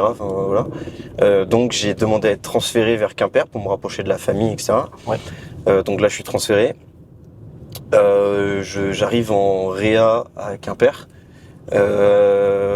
Donc toujours alité, on me met 1 heure en fauteuil, en chaise plutôt, par jour pour la circulation sanguine, c'est important. Mais sinon tu bouges pas du lit, ça c'était pas très marquant. Alors à cette époque-là, du coup, si moi ce que je vis, je peux pas bouger les pieds. Donc j'arrivais à peu près à bouger, parce que du coup avec la moelle épinière, donc les jambes, je bougeais vite fait mais avec difficulté. Vraiment, il fallait que je me concentre très fort pour pouvoir bouger les jambes. Et par contre, tout ce qui était en dessous du genou, impossible de bouger, rien du tout. Par contre, je sentais. Si on touchait, je sentais sans problème. Donc c'est un truc qui t'inquiète dans les premières semaines ou pas? Et ça, moi, ça m'a pas du tout inquiété. J'ai réalisé plus tard que, en fait, je disais, quand les gens venaient, je disais, là, je bouge pas les pieds, mais c'est comme ça, hein, on verra bien, quoi. Et j'étais pas trop prise de tête. En fait, je pense que je voulais pas l'assumer, peut-être. Moi dans mes souvenirs, parce que j'étais quand même vu assez tôt après dès que t'es arrivé à Quimper, dès que t'as été rapatrié, je crois que j'étais avec Maxime, on était les premiers à être venus. Quelques jours après, parce que j'étais sorti de réa, je me souviens que ce que tu disais, c'est je sens déjà, et donc il y a bon espoir. En fait, t'étais déjà un peu en mode, il me semble que t'étais déjà en mode ça va le faire, quoi. J'étais pas trop inquiété, Donc ça, Après, je voyais que j'avais plus le moral que les gens qui venaient me voir souvent. Quand je voyais des amis et mes parents qui venaient me voir, et que je disais que je bougeais pas les pieds, il tirait un peu la tronche. Ouais. Un peu triste Ta famille, et elle le tout, vit comment d'ailleurs Enfin, toi, c'est un truc qui t'a touché ou pas de voir ta famille, par exemple, l'inquiet pour toi ou ça, tu vois, tes parents, tes ouais. grands-parents ou pas forcément? Ouais, ça fait bizarre. Ouais. C'est parce que moi j'étais moins touché. Enfin après j'ai eu vraiment une façon de voir les choses qui est assez différente, je dirais, parce que moi je vois ça comme un accident. Vraiment, il y a une chance sur un million que ça m'arrive. Bah ça m'est arrivé, bah voilà. Et vraiment, j'ai déjà dit une fois, je l'ai dit devant mes parents, je leur ai dit que c'est des choses qui arrivent. Et bon, mes parents ont un peu tiré la tronche, mais moi c'est ma vision de voir les choses. Ouais. Et puis de toute façon, faut faire avec et tout. J'ai cru qu'ils allaient nous escorter. Bah ouais, on avait la gendarmerie devant nous jusqu'à présent. Mais... Et ouais, moi je le vois comme c'est des choses qui arrivent, etc. Et donc je le vois pas comme un accident grave, je vois comme c'est un événement de ma vie. Ouais. Voilà, qui fait beaucoup de changements, mais c'est comme ça. Ouais, ça arrive. C'est pas de chance. Et ouais. C'est quoi un peu les états mentaux par lesquels du coup tu passes précisément du réveil un peu jusque dans les premières semaines qui passent les premiers mois? Du réveil, c'est compliqué à réaliser. On se rend pas compte en fait quand on n'y connaît rien à la médecine comme moi. Ouais. Il y a d'abord une phase de réalisation et de compréhension, mais totalement. surtout de ce que tu as et de ce qui t'arrive. Moi je sais que quand j'étais encore à l'hôpital à Limoges, j'avais dit à mes parents là allez, faut que je m'y remette, et puis après dans quelques semaines, il va falloir que je trouve un taf pour cet été, quoi. Voilà. Oui, en plus ça t'est arrivé au mois de juin. Hein. C'était le 3 juin. Toi, tu voulais bosser déjà l'été. Je voulais bosser l'été, donc c'était donc ça devait être le 6-7 juin. Je disais à mes parents, il faut que je bosse cet été et tout. Ouais. Et en fait, mes parents ont compris que je réalisais pas du tout ce qui m'était arrivé. Ouais. Et donc là, ils ont appelé le médecin. Le médecin est venu et il m'a dit non, mais là, faut compter minimum 6 mois de rééducation, pardon. Ouais. Minimum ça. Donc là, ça fait un coup. Ça veut dire que je retourne pas en septembre avec mes potes, que là, ma vie va être différente pendant minimum 6 mois. Souvent, la rééducation, on la voit, je vais faire du kiné, je fais de la rééduc. Là, c'est pas ça. Là, c'est de la rééducation. Là, c'est réapprendre à marcher. Oui, voilà. C'est vraiment, même en fait, c'est. Alors en fait, officiellement, on ne sait pas si je vais réussir à marcher. Quand c'est la moelle épinière, en fait, et littéralement, alors très souvent, les gens qui ont la moelle épinière touchée, on leur dit, vous pourrez plus marcher. Vraiment, on leur annonce comme ça. Alors moi, j'ai eu cette chance, on me l'a pas dit parce que c'est traumatisant, quoi. Ouais. On m'a juste dit qu'on ne savait pas. Vraiment, c'était l'inconnu. En fait, tant que je ne le fais pas, on peut pas savoir. Voilà. Donc, on savait pas. Moi, dans ma tête, je sais que j'avais aucun doute. Que je sais pas pourquoi, ils étaient bloqués là-dessus. Je savais que j'avais aucun doute. Ouais. Moi, j'ai toujours été que.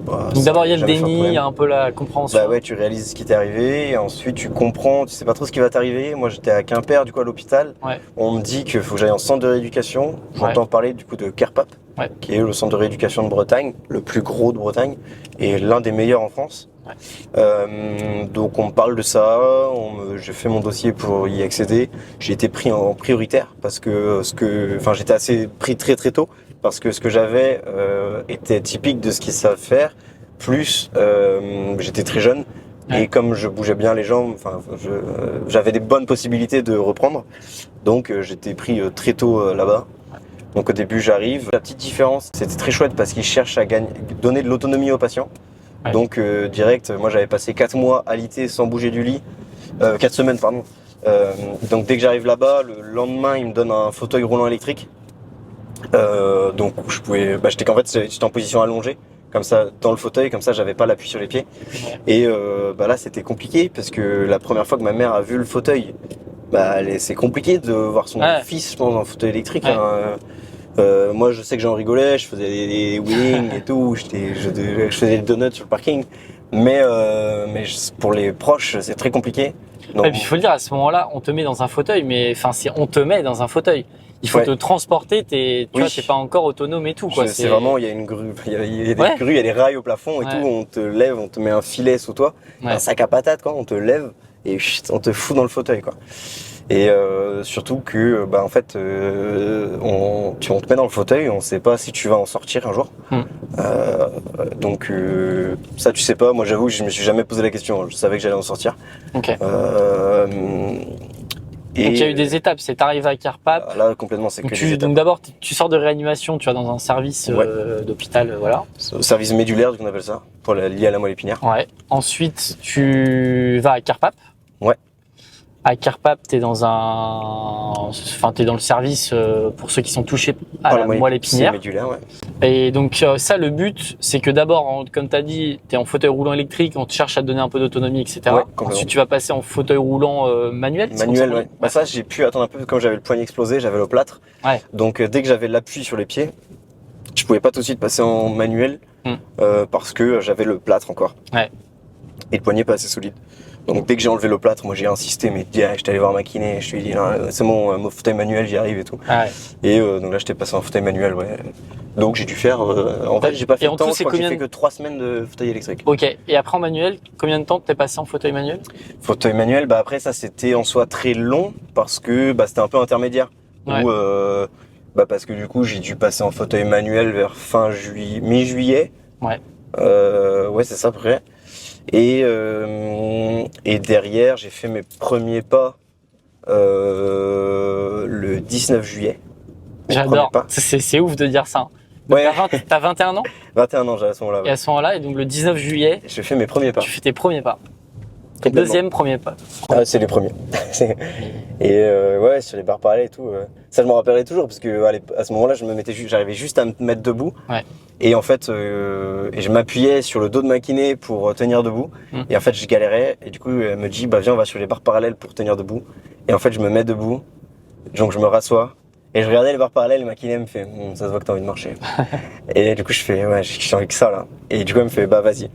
Et du coup, j'y vais. Et là, j'ai fait genre un aller-retour sur les barres parallèles. Donc, c'est genre 3 mètres, 5 mètres. Et juste, c'était fou. Genre, j'ai chialé mes larmes après, derrière, quand je suis rentré dans ma chambre. C'était une libération de dire c'est possible quoi, je vais y arriver. Ouais, bah là maintenant je suis là en mode c'est bon, maintenant je peux marcher. Ouais. Et juste plus qu'à bosser pour marcher dans mon quotidien. Ça enlève un doute que tu avais peut-être aussi. Ouais, en fait, je pense que c'est pour ça que j'ai chialé parce qu'en fait, je pense que j'avais le doute au fond de moi, mais tu le réalises pas quoi. Genre un peu de déni. Hein. Vraiment, je pense que j'ai eu beaucoup de déni dans cette phase-là. Et le déni de pas, de vouloir enlever de ton esprit toutes les choses négatives que tu aurais pu réaliser en fait. Voilà, le fait de plus marcher, etc. Okay. Et donc tu disais la longueur, le temps de fauteuil, en fait c'était j'ai fait un enterrement de vie de fauteuil. Ça c'est une blague que je faisais. C'était là j'ai pas la date par contre celui-là. C'était fin novembre. Ok. Ouais, mais non, mi-novembre. Donc ton accident c'est au mois de juin et genre c'est 6 mois à peu près en gros. C'est ça. Pour quitter le fauteuil et reprendre ça.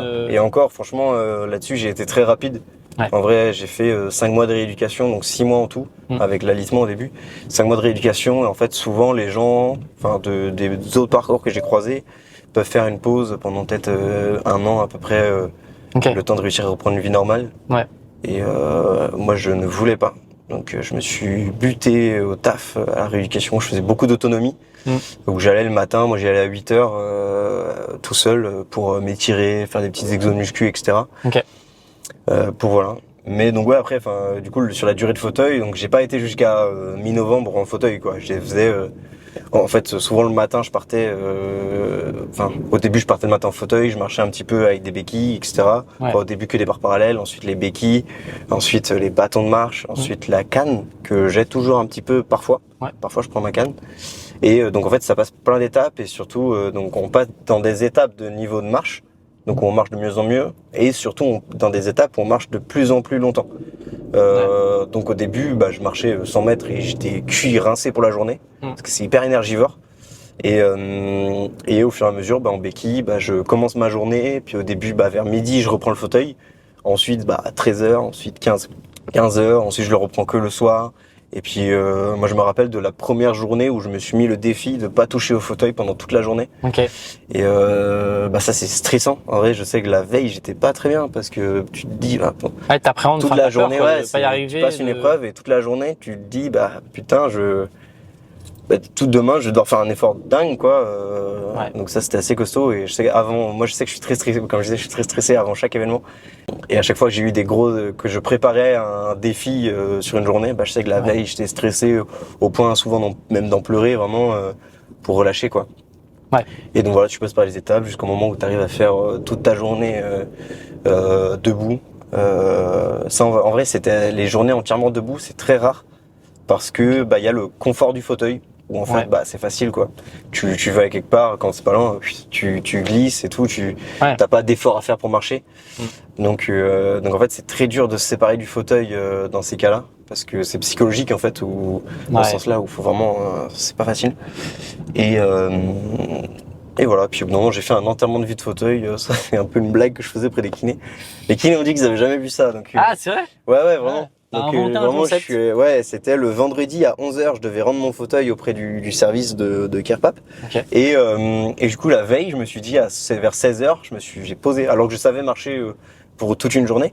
Je me dis à 16h, je pose mon cul dans le fauteuil et je ne bouge plus du fauteuil, genre enterrement de vie de fauteuil, tu vois, genre c'est la dernière fois de ma vie où je serai en fauteuil. Et je le fais bien. Et voilà, et après du coup, même le vendredi matin que j'étais arrivé en kiné, elle m'avait mis des ballons derrière le fauteuil avec écrit EVF. Donc voilà, toujours garder le moral, hyper important. Ouais.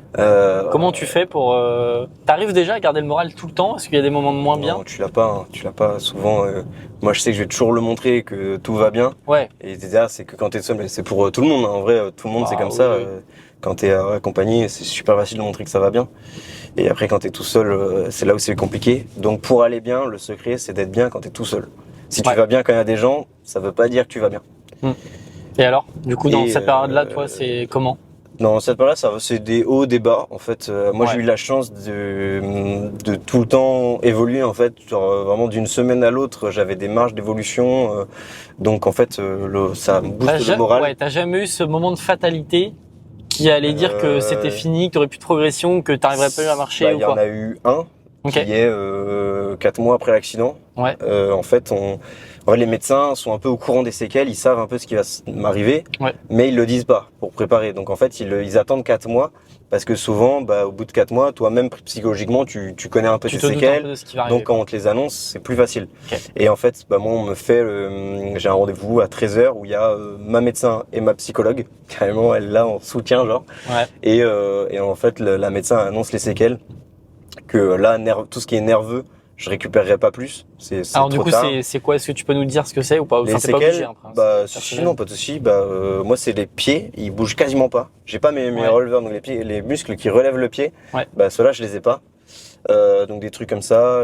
En gros, mes chevilles, quasiment, elles bougent à peine. Je peux faire un peu comme ça, mais voilà tout. Et donc ça, c'est pas parce qu'elles ont cassé ou autre, c'est à cause dans le dos, des nerfs. Ouais, c'est le chemin nerveux entre le cerveau et le muscle qui ne passe pas. Ouais. Donc ça passe pas et donc en gros c'est ça. Il y a un peu plein de trucs. Moi, c'est les pieds qui bougent pas. Après j'ai aussi des faiblesses au niveau du fessier, donc tous les muscles du bassin, qui du coup fait que quand je marche, je dandine un petit peu. Ok, ouais. Mais ça, j'arrive à bosser dessus, hein, j'y bosse encore et ça vient. Mais donc pendant ce rendez-vous, donc ma médecin m'annonce les grosses séquelles. Là, elle me dit le pire truc. Moi, je faisais beaucoup de courses à pied, donc je lui demande est-ce que je pourrais courir. Elle m'a dit que non, je pourrais plus jamais courir de ma vie. Okay. Donc ça, c'est dur. Et après, moi là-dessus, je lui ai demandé est-ce qu'il y a quelque chose qui m'empêchait de courir. Ils avaient par exemple mon dos avec le métal dedans. Est-ce qu'il y a quelque chose qui m'empêche physiquement de courir? Elle m'a dit que non. Donc moi j'ai gardé en tête que un jour je courrais. Je le garde en tête. Pour l'instant j'ai pas le temps de m'y focus dessus parce que j'apprends à marcher. Et je sais qu'un jour il va falloir que je bosse là-dessus, mais elle m'a dit que ça serait comme réapprendre à marcher. Okay. Donc on verra si c'est possible. Après je sais qu'à chaque fois que j'en parle à des kinés, ils esquivent un peu le sujet. Voilà, courir pour un paraplégique c'est pas très compliqué, c'est pas facile. C'est pas commun, ouais. Donc j'essaie de le garder en tête, je sais que ce sera très dur, mais on verra bien. Et ça, tu le prends comment quand elle te dit ça? Ça c'est dur, tous les séquelles, il y en a tellement, le rendez-vous dure 1 heure. Hein, ça fait même peut-être peur de se dire, mais attends... c'est effrayant, en fait c'est quand tu le sais, mais quand on te les annonce, c'est vraiment autre chose. Et moi j'ai eu un moment, je sors, je pars fumer une clope pour me détendre, et je suis tout seul, j'ai envie de chialer.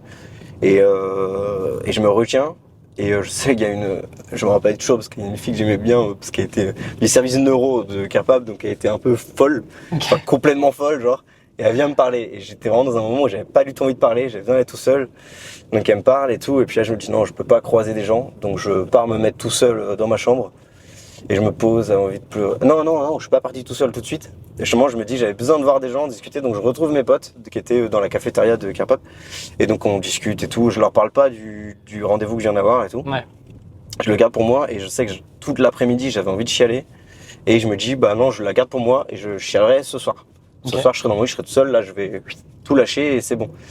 Et en fait j'ai fait un long chemin psychologique pendant l'après-midi où il y a un moment où je me suis dit bah c'est pas grave, genre bah ça c'est mon nouveau corps, mes jambes elles fonctionnent différemment qu'avant et maintenant je dois réapprendre à faire tout ce que je faisais avant mais avec des jambes qui fonctionnent différemment. Okay. Et c'est ça, et à partir du moment où je me suis dit ça m'a déclenché un truc où bah bim ça allait mieux. Et au final le soir quand je suis rentré dans ma chambre et que je me suis dit qu'il fallait que je pleure, bah en fait j'ai pas pleuré, genre j'y arrivais, j'avais passé un truc psychologique et c'était bon. Et du coup j'ai pleuré et là on fait un lien avec le début de l'épisode. Je me suis forcé à écouter des musiques tristes et là j'ai écouté la musique que je disais tout à l'heure. Et donc j'ai pleuré en écoutant ça. Okay. Et qui est vraiment, en plus c'est une trop belle musique. En vrai je parle dessus mais en vrai elle est géniale. Genre, aller faire du stream. Elle a pas du tout genre 4 milliards de streams, mais donc non, bah, chemin psychologique, etc. Et le lendemain, je revois ma médecin et je lui explique que je m'étais dit ça. Et puis elle avait dit bravo, parce que j'avais une petite fierté où j'étais content. En fait, c'est un chemin psychologique qui prend parfois du temps à faire et j'étais assez rapide là-dessus. Ouais, c'est ce que j'allais dire, ça aurait pu mettre quand même quelques mois à arriver, quoi. Ouais, complètement. Et toi, tu le fais en une après-midi, quoi. Et tu dis que c'est un long chemin. J'étais hyper pressé. Non, ouais, j'ai toujours, j'ai beaucoup d'objectifs pour moi-même, genre vraiment beaucoup trop. Et du coup, bah, je fais tout rapidement et ma rééducation où je charbonnais parce que je voulais que ce soit rapide, etc. Ouais. J'ai fait ça rapidement, ouais. Trop bien. Et mentalement, en fait, comment tu te prépositionnes, on va dire, pour essayer justement d'avoir cette rapidité à passer à autre chose et à avancer? Ça, je sais pas. Je pense que je me prépositionne pas. Alors maintenant, je sais qu'avec du recul, genre, je pensais pas l'avoir avant, mais maintenant, je sais que j'ai aucun doute que j'ai un gros mental. Ouais. Ça, du coup, j'ai aucun doute que je l'ai parce que bah, il a fait ses preuves. Et donc ouais, là-dessus, moi, je me suis surpris. Bah, j'ai appris beaucoup sur moi-même. Je pensais pas, franchement, comme je disais tout à l'heure, j'ai eu une enfance assez facile où j'ai pas eu de gros problèmes pendant mon enfance. Donc, j'aurais jamais pensé avoir un gros mental. Au contraire, moi, j'aurais dit que j'avais un mental vraiment de merde vis-à-vis de ce que j'ai vécu. Quoi, j'ai pas vécu de grosses épreuves. Parce que c'est un peu une façon de penser aussi, peut-être, où bah. C'est comme ça, quoi. Ouais, c'est un mindset où peut-être essayer d'être positif quoi qu'il arrive un peu tout le temps. Ouais, c'est peut-être ça. Il faut être heureux, ça c'est un choix. C'est un pote à moi qui disait ça. Et bah, c'est un choix. Et si tu choisis d'être heureux, bah, tu feras tout en sorte pour l'être et tu le seras. Ouais. Tu vas négliger tout ce qui te met mal et puis. C'est quoi le truc le plus dur que tu as vécu du coup de la date de ton accident à maintenant? La rééducation, beaucoup, mais encore ça va parce qu'on est entouré de gens qui vivent les mêmes choses que nous. Okay. Ça d'ailleurs, comment tu l'appréhendes si tu arrives dans un milieu où du coup, il y a plein de gens qui ont plein de pathologies plus ou moins comme toi. Et comment tu le vis? Enfin, c'est pas forcément simple d'intégrer un univers comme ça, quoi. Ça, c'est plutôt, en fait, ça se fait assez facilement. Okay. Bon, surtout que socialement, ça va, je suis pas très compliqué, assez sociable et tout, donc je me suis fait vraiment plein de potes. Et en vrai, il y avait pas mal de jeunes et vraiment, on a bien rigolé. Genre vraiment, on a vraiment passé des moments incroyables en centre de rééducation. Ce qui est chouette, en fait, la grosse différence, c'est que bah, on est tous dans la merde. Genre, en fait, on est tous dans la merde, on a tous nos problèmes et tout. Et donc, il n'y a pas de prise de tête. Souvent, avec les gens entre un handicap, il n'y a pas de prise de tête de mon ressenti, je trouve. Et donc non, au contraire, en fait, on est dans la merde, donc on va pas se créer des problèmes, et puis juste on passe des bons moments, on rigole bien, et puis voilà quoi. Donc c'est ça. Et le regard extérieur, quand tu te balades par exemple en fauteuil roulant dans la rue, ou maintenant tu vois que tu peux te balader parfois avec une canne. Ouais. Est-ce que tu as senti le regard des gens que tu ne connais pas, tu vois, J'allais revenir en plus. Autour de toi changer? Ouais, pas mal. Bah, en fait, alors ça, il y a eu 2 phases où, quand j'étais en centre de rééducation, donc j'étais encore en Bretagne, et là, en fait, le regard des gens, tu fais vraiment pas gaffe. En fait, c'est les gens autour de toi qui te le disent, parce que, en fait, toi, t'es tout le temps dans ton fauteuil, donc les gens, ils te regardent tout le temps, mais ça devient genre la façon de te regarder, quoi. Donc t'es plus trop gêné par ça. Et en fait, c'est les gens qui, du coup, te passent moins de temps avec toi, qui eux remarquent, par exemple, si on se balade tous les deux, que moi je suis en fauteuil, toi tu vas le remarquer, mais pas moi. Oui. Et donc ça fait une chose. Ça, moi je le gérais très bien. Mais ce qui a été plus compliqué, c'est lors du retour dans ta vie d'avant. Je sais que ma kiné m'avait prévenu Ah oui. que la sortie de centre de rééducation, c'était très compliqué. Ouais. Sauf qu'elle m'avait prévenu de ça l'été dernier. Et moi, je suis sorti mi-décembre du centre. Ouais. Donc j'avais complètement oublié que je m'étais pas préparé à ça. Et en fait, le retour dans ma vie à Bordeaux, avec les copains et tout, en fait, le retour avec un handicap est vraiment pas facile. Ok. J'ai fait une petite dépression un peu, où j'avais tenté d'arrêter la cigarette. Et au final, j'avais repris là-bas parce que c'était pas le moment pour le faire, etc. Et Parce que c'est le regard de tes potes de Bordeaux qui a changé ou c'est ouais. l'environnement global autour de ça qui a changé? C'est un peu les deux, où le regard des potes il change, même si c'est jamais méchant quoi. Genre, Ouais, et c'est mais quoi c'est du coup justement dans ce changement, il y a quoi? des trucs bêtes. C'est des questions ou des... Non, c'est le comportement où moi il y a des trucs qui m'énervent, c'est on me tient à la porte. Et en fait c'est super gentil, mais tu sais par exemple si je suis loin, je suis à 20 mètres, le mec il m'attend pour me tenir la porte et en fait genre je sais ouvrir des portes. Oui, ok. J'ai aucun problème là-dessus, mais comme il me voit avec ma canne, bah, il va me tenir ou Ouais. oh t'es sûr que ça va, tu veux que je te porte ton truc et tout. En fait je sais faire plein de choses et même j'ai envie de les faire parce que ça me fait bosser, ça me fait progresser, etc. Et c'est vraiment genre j'en veux pas aux gens parce que c'est une bonne intention. Non, c'est une bonne intention, mais c'est maladroit quoi. Mais voilà, c'est comme ça et en fait c'est compliqué à vivre et même derrière où tu réalises dans ta vie d'avant, parce que quand tu es dans le centre de rééducation, bah tu vis une nouvelle vie. Ouais. Donc bah t'as tes habitudes qui sont comme ça. Mais derrière quand tu repars dans ta vie d'avant, bah tu dois changer tes habitudes et en fait et c'est là où tu te rends compte de tes séquelles, où genre bah tu te balades et tu fais putain, je fais ça avant et tout là. Je fais ça, je peux plus. Et voilà, et donc tu te rends compte en vrai de ton incapacité à faire plein de choses. Et ça, ouais, c'est ça qui est plus compliqué, quoi. Tu te compares à des potes et tout. Ok. Voilà. Donc oui, il y a le regard de tes potes qui a changé et aussi le regard extérieur des gens. Ou Ouais, pas? c'est ça. Ouais. Parce que quand tu te balades dans la non, rue, le regard extérieur, non. ça non, ça. Non, maintenant je l'ai appris à l'appréhender. Maintenant je fais même des vannes où, j'ai beaucoup discuté. Il y a deux types de curiosité. Souvent les gens ils posent des questions en fait. Il y a deux types de curiosité. Ok. Il y a la curiosité empathique où les gens vraiment, ça c'est souvent plutôt celle des potes ou de la famille proche, etc. Qui ont demandé mais est-ce que tu vas bien, qu'est-ce qui t'est arrivé, etc. Ouais. Parce qu'ils veulent savoir est-ce que tu vas bien. Et après il y a la curiosité des gens dans la rue qui est la plus drôle. Où moi parfois où j'étais en fauteuil et des gens random m'arrêtent pour me demander ce qui m'est arrivé. Ah ouais, que tu connais pas, des gens au hasard quoi. Ça m'est arrivé au Filet Bleu, au Festival Concarneau, vraiment 2 fois. Hein. Et en fait, ça, moi, ça m'énerve parce que c'est une curiosité qui est malsaine. C'est juste les gens, ils demandent pour leur plaisir. Pour leur pur. plaisir, ouais. Et c'est fou, genre. Et donc moi, j'adorais leur répondre des trucs de dingue. Genre, j'ai déjà répondu que c'était une maladie neurodégénérative, que je régressais, etc. Genre, tu prenais malin plaisir quelque part ouais, j'avoue là-dessus. à aggraver la situation, quoi. Et pour leur... je me sens pas très coupable parce que leur geste à la base, je le trouve déjà malsain. Ouais, c'est clair. Donc je me sentais pas coupable là-dessus. C'est super drôle. Et pour moi, ça me faisait marrer, quoi.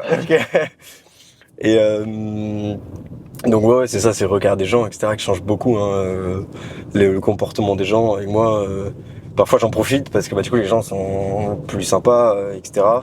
Enfin, je dis j'en profite, mais c'est des petits trucs, quoi. Oui. Je sais pas, mais ça vaut pas le coup. N'en profitez pas. Non, ouais, non, ça, oui, c'est ça. Précisons. Faites pas 8 mètres pour avoir les places handicapées. Non, non, c'est cool, elles sont gratuites, mais non.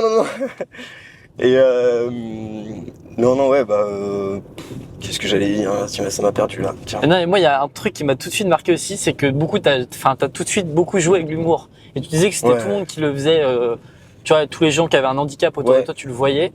En centre de rééducation, par exemple, vous aviez tous cet humour-là autour de ce qui vous arrivait, qui dédramatise entre vous le truc. Ah oui, voilà, entre nous, dans le centre, entre nous, les gens se foutent de la gueule de tout le monde. On se fait des vannes. Ouais. Moi, je sais que j'avais un pote qui bavait tout le temps. Bah, on se foutait de sa gueule, quoi. Alors, c'est comme ça, quoi. Et en fait. Mais c'est pas méchant. Non, parce que de toute façon, lui, il peut faire l'inverse, pareil. Il trouvera d'autres trucs, en fait. Ouais. Donc, non, ça fait du bien avec ça. Ah, c'est beau. Ouais, c'est magnifique. On est au Cabellou. Ouais. La mer est toute plate. Je pense qu'il y a très peu de vent. On voit les glénans, mais on a l'impression que c'est à côté. Là, j'ai envie d'y nager, tellement c'est proche. Ouais. Mais non. Non, c'est un peu loin. Il y aurait beaucoup de nage là. Ouais, pas mal, ouais. Je t'avais demandé c'était quoi le plus dur dans cette période. Je sais même pas si t'as répondu. Si oui, c'est là où le regard un peu des autres. Le retour, en tout cas. Le retour dans la vie d'avant. Ça, c'est vraiment quelque chose qui est très compliqué et je m'y attendais pas. Donc, ouais, et c'est quoi qui d'ailleurs surprend du coup? Qui surprend Parce que quelque part, tu retournes dans un environnement que tu connais. Ouais, bah c'est le fait de réaliser la différence avec ce que tu faisais avant et ce que tu peux plus, quoi. Ok. C'est vraiment ça. Et du coup, par exemple, pour toi, c'était quoi qui avait changé? Qu'est-ce que tu pouvais faire avant que tu peux plus faire? Bah c'est courir, ça va beaucoup courir, ça c'est un truc qui me touche le plus. Ok. Courir avant, on faisait de la maçonnerie avec les potes, enfin des trucs de con, mais on avait fait ça. Bah maintenant je peux pas porter les charges lourdes, donc voilà. Tout ce qui est sport beaucoup, même en fait il y a un truc moi qui marque beaucoup, mais dans une vie étudiante c'est important, bah c'est les soirées en fait. Où bah moi j'ai du mal à rester. Franchement aujourd'hui j'arrive à rester 2 heures debout, mais ouais encore 2 heures je suis gentil quoi. Et mais en fait rester debout, ouais c'est ça, faut que je m'asseye parce que je suis mort et tout. Donc les soirées en fait je passe toute la soirée debout. Et ça moi je peux plus, donc parfois mes potes ils partaient dans des open air, des trucs comme ça, moi je les accompagnais pas quoi. Et donc en fait tous mes potes ils sont là-bas et ben moi je reste là tranquille. Ça c'est compliqué en fait, c'est les soirées, c'est là qui est le plus marquant parce que c'est un environnement hostile pour moi parce que tout est compliqué donc voilà, même danser dans la foule c'est un enfer. Oh, je ne supporte pas parce qu'on te bouscule et tout, les gens voient pas. Souvent quand je suis en soirée, comme on reste beaucoup debout, moi je prends ma canne.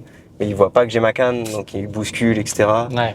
Rien que le week-end dernier, il y a un mec qui m'a mis un plaquage quand je dansais. Ah ouais? Ouais. Est-ce que tu as des astuces après coup pour mentalement essayer quand on vit un moment comme ça, mais ça peut être des moments aussi outre physique, tu vois, par exemple, enfin je sais pas, des drames qui arrivent à côté, etc. Est-ce que tu as des astuces pour essayer de rester positif, d'aller de l'avant et de continuer à avancer? Bah, ça dépend de chacun. Déjà, se concentrer sur toi, sur beaucoup parler des émotions que tu ressens, etc. Parler avec qui, toi, tu conseillerais? Mathias, par exemple, c'était plutôt avec des professionnels de santé. Est-ce que toi, c'est quelque chose, par exemple, que tu as fait et qui t'a beaucoup aidé, ou est-ce que tu préfères les amis? C'est les deux. Les pros de santé, c'est pas mal parce que c'est vachement plus facile de se livrer. Enfin, dès qu'on débloque un truc, souvent quand tu comprends que c'est un pro et que tu peux tout balancer, bah souvent ça débloque quelque chose. Et après, c'est bien de se trouver des amis. Moi, je sais que j'avais un pote qui fumait aussi. On a eu des pauses clopes tous les deux, qui étaient, mais en plus lui aussi, même il avait besoin de parler. Donc on a eu des pauses clopes, mais monumentales où on parlait de notre santé mentale, etc. Donc bien se trouver par des amis. Mais le plus important, c'est rien garder pour soi, tout dire. Alors c'est forcément quelque chose qui a bouleversé ta vie, cet accident-là. Et est-ce que tu la vois différemment maintenant que ça t'est arrivé? Qu'est-ce qui a changé dans ta vision de la vie par rapport à avant l'accident et maintenant? Bah c'est la gravité des choses, genre. On regardait à la télé avec ma mère un truc et puis ça avait brûlé une ferme, je crois, quelque chose. Mais il y avait pas de. Et moi j'étais en fauteuil roulant à ce moment-là et tout. Et j'avais vu ma mère qui était outrée, mais d'une façon exceptionnelle, qui était oh là, les pauvres et tout. Et comme si c'était gravissime. Et en fait là, les pertes étaient uniquement financières, quoi. Et du coup, bah moi je lui ai rien dit à ce moment-là, mais moi j'étais en fauteuil à côté. Et franchement, moi j'aurais préféré perdre 100 000 balles, quoi. Genre vraiment, il n'y a pas photo, hein. Même voir si c'était 1 million, hein, franchement. Donc la gravité des choses, quand c'est financier, en fait, tu t'en fous, quoi. Genre vraiment, j'ai tellement de potes qui ont eu des accidents de voiture. Bah si t'as un accident de voiture et que t'as que cassé ta bagnole, bah c'est pas un accident, quoi. Genre c'est pas si grave, quoi. Genre, donc vraiment le pire c'est la santé, quoi. Donc quand te touche, bah, c'est une phrase classique, hein, mais quand ça te touche, tu te rends compte qu'il y a littéralement rien d'autre d'important que ça. Mais il y a que quand ça te touche que tu t'en rends compte, quoi. C'est sûr. Aujourd'hui, comment t'es physiquement, du coup, par rapport à il y a un an, donc c'était il y a un peu plus qu'un an. C'est ça. Mais un peu moins d'un an et un mois, en gros, l'accident. Ouais. Aujourd'hui là, je suis fier, même si j'ai pas fait tous les objectifs que je voulais. Après, comme j'ai dit, je me mets des objectifs trop hauts. Moi, mon objectif de base, c'était de redevenir valide, genre qu'on puisse me voir comme si j'avais pas de handicap. Ça, c'était mon objectif, et aujourd'hui, je suis plus si loin que ça. Sachant que je suis que 1 an après l'accident, il me reste encore du taf. Je le mesure, mais je sais ce que je suis capable de faire. Je sais ce que je vais être capable de faire dans 6 mois, 1 an, 2 ans. Justement, c'est quoi alors ces étapes qui arrivent? Bah, ça va être là pour l'instant, moi, le gros dans le fait de marcher, ce serait améliorer la qualité de marche, pas tant la longueur, parce que la longueur, en vrai, je peux la compenser par prendre la voiture, enfin voilà, sur la distance et tout, mais c'est améliorer ma qualité de marche. Donc pour l'instant j'ai un peu le bassin qui dentine de gauche à droite, et donc ça c'est lié à la faiblesse des moyens fessiers. Donc ça je les remuscle, je fais des exos, etc. C'est très long parce que notamment le muscle a fondu, et en plus le chemin nerveux il passe moins bien, donc c'est compliqué. Et après, moi, il y a surtout mes pieds en canard, où j'ai vraiment les pieds, parce que je ne contrôle pas les muscles qui vont vers l'intérieur, je contrôle que ceux qui vont vers l'extérieur. Donc j'ai les pieds qui sont complètement en canard quand je marche. Donc ça, j'aimerais le régler. Moi, je peux pas le faire de moi-même, donc il faut que j'en parle à des pros. Mon kiné m'avait parlé d'opérations, etc. Pour l'instant, je sais pas. Mais pour l'instant, c'est de la qualité de marche, bien marcher, et ensuite marcher longtemps, vite, etc. Voilà. Et après, Inch'Allah, un jour courir. Mais bon, pour l'instant, je me focus vraiment sur la marche. Et une fois que la marche sera bien, là, je pourrais penser à courir. Faut pas que je mélange les trucs, sinon il n'y a rien qui va avancer. Ok. Et mentalement, aujourd'hui, par rapport à tout le chemin parcouru, comment tu te vois un peu? Est-ce que tu as déjà, alors tu l'as dit, tu as progressé peut-être, ou tu as réalisé que tu étais plus fort que tu ne le pensais? Ça, ouais, complètement. Mentalement. Enfin, pour toi, c'est un truc qui est derrière toi, entre guillemets, où tu es heureux, tu t'en fous, c'est toujours un peu un choc, tu as une... Derrière moi, là-dessus, clairement pas. Je suis encore en plein dedans. Dans peut-être 5-10 ans, je pense que ce sera derrière moi, et encore. Mais non, psychologiquement, maintenant, je sais que je suis mieux parce que je sais comment m'occuper de moi. Là, par exemple, cet été, j'ai pas cours. Donc, non, d'habitude, tous les étés, je bossais. Là, j'ai un peu hésité. Puis bon, j'ai vécu une sacrée année. Ou même en fait une fois que j'ai repris les cours donc en février, là-dessus je me suis, comme je disais, parfois on se concentre pas sur moi, et quand j'ai repris les cours, j'ai complètement oublié ma personne. Donc j'ai mis les 6 mois de rééducation un peu de côté, où je faisais un petit peu de kiné mais très peu, et en fait je me suis focus sur les cours, la vie avec les copains, la vie associative, avec toutes les assos dans lesquelles j'étais intégré, etc.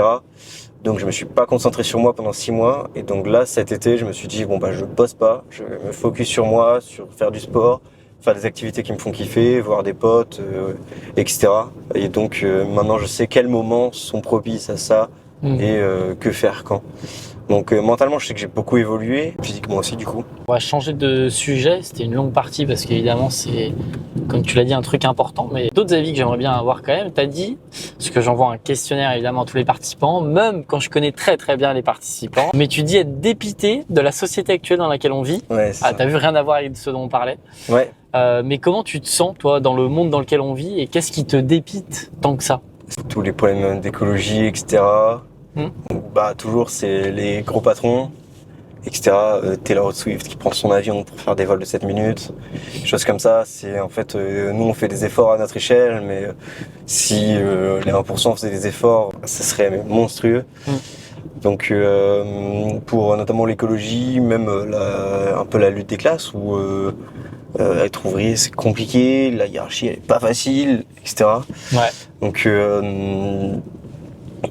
un peu déprimé du monde, on sait pas vers où on va, typiquement des phrases classiques, mais bon là-dessus j'essaye parfois de mettre un peu des œillères. J'allais te demander, est-ce que c'est quelque chose qui t'inquiète, qui te fait peur? Ah ouais, ça fait flipper. Moi je sais que j'ai pas spécialement envie d'avoir d'enfants pour la phrase classique. Tu viens de spoil la dernière question de Camille. Ok. Coupé. J'adore. Non, parce qu'on va en parler avec. C'est la dernière question. C'est Camille qui t'adresse une question. C'est mon épisode précédent que tu connais, Camille Gillot, du coup. Oui, très bien. Je te la poserai, mais on reparlera de ça. Ok. Bon du coup, je sais pas dans quel monde on va aller. Point. C'est mon spot de chasse sous-marine ici. C'est tu viens chasser ici. Excellent. Très bon spot. Très bon spot, entre Poule d'Oran et Trévignon. Non putain, mais non, on dit pas. Merde. Il y aura plus rien après. C'est hyper large. Attends, il y a plein de spots quand même. Non, après moi je sais, j'ai un peu hâte aussi d'exercer le taf d'ingénieur. Parce que si j'ai une partie de management, je sais que c'est quelque chose qui va me plaire et que je vais faire bien pour les mecs que je vais manager. Je veux vraiment que les mecs se sentent bien au taf, que si t'as ton enfant malade, prends ton après-midi. Tu vas les exploiter, les forcer à beaucoup bosser. Exactement, voilà. Non, mais ça c'est les choses qui m'insupportent. Faut être heureux au travail en fait, et les chiffres en fait. De toute façon, si t'es heureux au travail, tu taffes bien, et derrière les chiffres ils seront bons en fait. Donc c'est d'abord t'es heureux, et après on s'en fout quoi. C'est ça qui est important. Genre le taf c'est 70% de ta vie. Si t'es pas heureux de travail, t'es 70% pas heureux, et le reste t'es pas sûr. Donc voilà. Trop bien. Pour toi, question très générale. Pour toi, c'est quoi réussir sa vie? Réussir sa vie, c'est faire ce qui te plaît et être heureux en vrai. Il n'y a pas d'objectif à atteindre de telle chose et tout. Et après, il y a un bon objectif, c'est tu te dis si le toi de quand t'avais 5-10 ans à peu près, il te voyait comme t'es aujourd'hui, est-ce qu'il dirait ouais, ça c'est un gars stylé, tu vois. Tu sais, quand t'es petit, tu vois souvent des mecs de 30 ans et tout, tu fais ah, il est stylé lui et tout. Et est-ce que le toi petit, il se dirait ça de ton toi actuel? Déjà, ça c'est un bon indicateur. Ouais. Et derrière, c'est où t'en es dans ta vie, est-ce que t'es heureux et tout. Hein. Si tu te lèves le matin et que t'es pas heureux d'aller au taf, quitte ton taf, burdel quoi. Genre, vraiment, il y a du travail, tu trouveras, je pense quoi. Ouais. Donc ouais, c'est ça, réussir sa vie, être heureux dedans et être fier. Bon, il y a une question que je pose tout le temps, mais avec toi, ça va être plutôt de la perspective parce que tu es encore étudiant, mais Ouais. tu vas être diplômé ingénieur. Et la Ouais. question que je pose toujours, ça parle de sous, parle d'argent, parle d'oseille. Ouais, la tunasse. Deux questions à te poser, c'est combien toi tu espères toucher dans ta vie, dans tes premières années, peut-être plus tard d'argent en salaire, et peut-être à combien les ingénieurs, tu vois, peuvent s'attendre en sortie d'études et après Ouais. plus tard. Quoi. C'est des bons salaires. Je sais que l'école, ils se vantent à des sorties en net à 2000 et quelques Ok. en sortie d'école. Ouais. En vrai, j'ai discuté avec des anciens élèves et souvent c'est un peu plus.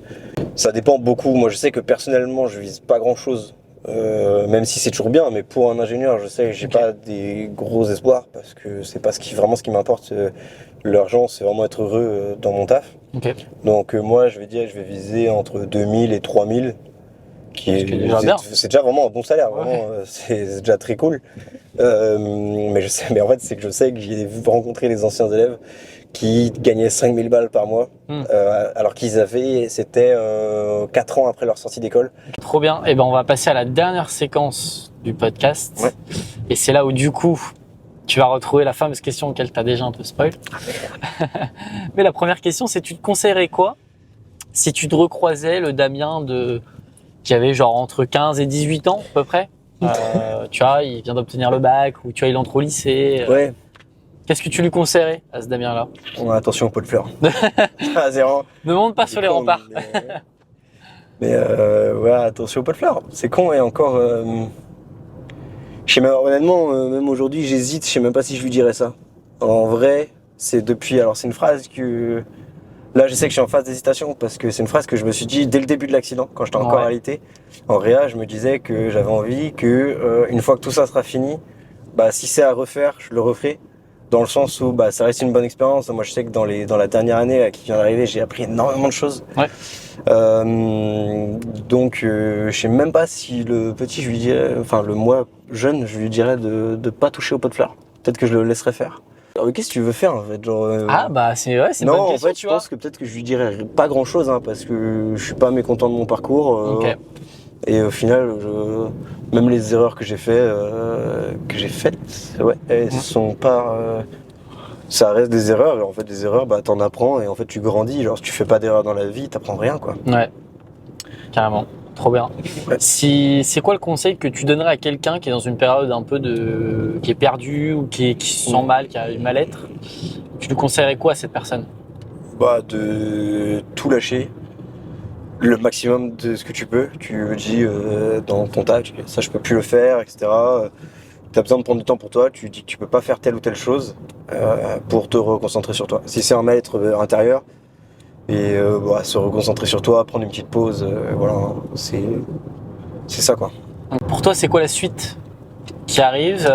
Donc là, il te reste 1 an et demi d'études. Ouais, C'est donc j'ai encore 1 an de cours.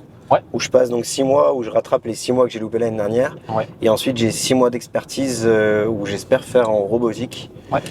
Parce que, on n'a pas parlé de ça, mais si tu veux Bah qu'on en justement, parle, on va en parler maintenant. voilà. Ouais. Mais bah, moi, l'accident a changé un peu ma carrière pro. Où Les ambitions. j'ai mes professionnelles. ambitions, voilà, mes ambitions parce que j'ai toujours été axé sur l'électronique, robotique, etc. Ouais. Et en fait, quand j'étais à l'hôpital, bah, je me suis renseigné, je regardais les machines autour de moi et tout. J'avais tellement de trucs hyper intéressants. Et donc, je me suis un peu orienté vers le biomédical. Je me suis pas mal intéressé, donc l'ingénierie biomédicale. Et donc, au début, je voulais m'orienter vers ça. Et dans mon école, il y a une spé biomédicale. Après, je me suis rendu compte que cette spé, elle faisait soit de l'imagerie médicale, soit des prothèses. Et donc, je trouvais ça un peu fermé, donc un peu limité. Et donc, aujourd'hui, je m'oriente vers ma première passion, qui est la robotique. Donc, j'ai fait une spécialité en robotique, mais l'objectif, ce serait de travailler sur les exosquelettes, parce que c'était un exosquelette qui était dans ma salle de kiné. Qui permettait aux gens qui ne sentent même pas leurs jambes, qui ne marchent pas rien, de pouvoir remarcher donc via un exosquelette. Et en fait, moi je sais, ma vision là-dessus, c'est que moi j'ai eu la chance de pouvoir remarcher, parce qu'une fois que la moelle épinière est touchée, c'est vraiment aléatoire. Est-ce que tu remarches ou pas? C'est du hasard.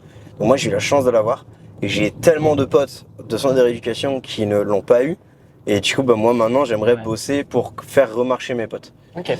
Donc ça c'est mon nouvel objectif, quoi. Trop cool. Et personnellement, qu'est-ce que tu espères dans les 5, 10, 20 prochaines années? Est-ce qu'il y a des trucs particuliers ou pas? Non, ce serait ça, améliorer ma marche et puis recourir. Si je peux me souhaiter de recourir, ouais, ça serait chouette. À moyen long terme, c'est l'ambition. Ouais, c'est ça, pas courir des semi-marathons, mais si j'arrive à courir sur 100 mètres de là, ce serait fou. Ouais.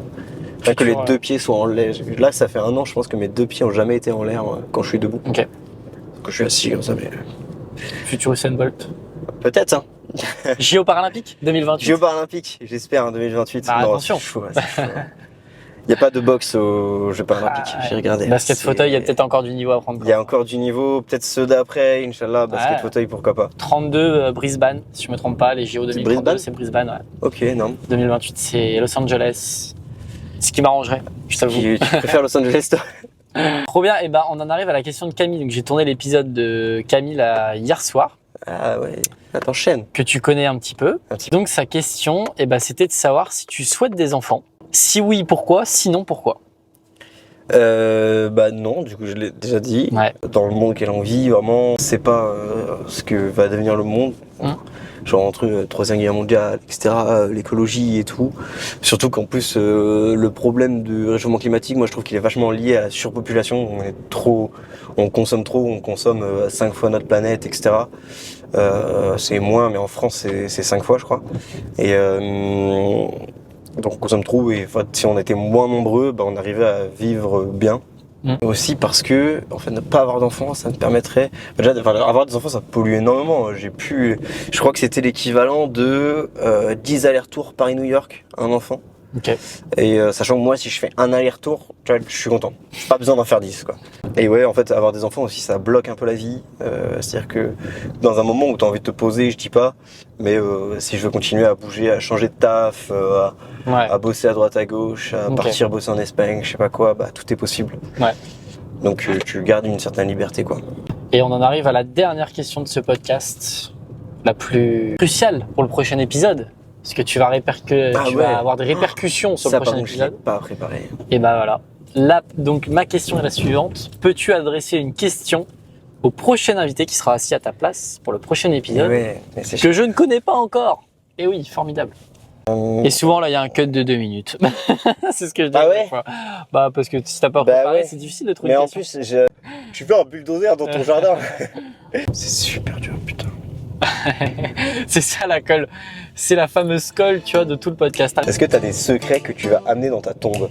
Magnifique. Fin de l'épisode, on a fait un bon 2 heures, un bon petit 2 heures de tournage, mine de rien. Ouais, quand même. Bonne heure 45, je pense. Ouais, ça fait plaisir. Et voilà. Et moi, ce que je dis à chaque fois, c'est ciao. C'est ciao. C'est ciao. Merci d'avoir écouté cet épisode du podcast En pleine trajectoire. N'hésite pas à t'abonner au compte Instagram, à la chaîne YouTube ou encore sur nos comptes Spotify, Deezer et toutes les plateformes d'écoute. Tu peux également mettre 5 étoiles sur les plateformes d'écoute si le podcast te plaît. À bientôt pour un nouvel épisode d'En pleine trajectoire.